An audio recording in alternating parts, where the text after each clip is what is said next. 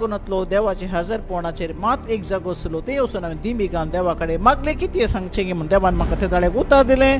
दंडुताची कृत्यां 17 अध्याय 29 वचन अशें म्हणटा, तर आमी देवाची संतत वय जाल्यार देव मनशाच्या कलेन वा चतुरेन केल्लें बंगाराचें वा रुपणाचें वा पात्राची मूर्ती सारको आमी म्हूण आमी लेखी न्हय. नेणारपणाच्या काळार देवान मनशां रियायती दाखयली तें नीज, पूण आतां सगळ्या सुवात्यांनी आसुल्या समेस मनशांनी पातक रडून जिनी बुद्धी जाय म्हणून तें फरमायता. हें उतर हांवें ह्या जाका फोन करून देव अशें सांगता म्हणून ताका सांगलें. ताणें म्हाका जाप दिल्ली आसा बायबल कोण पातयता.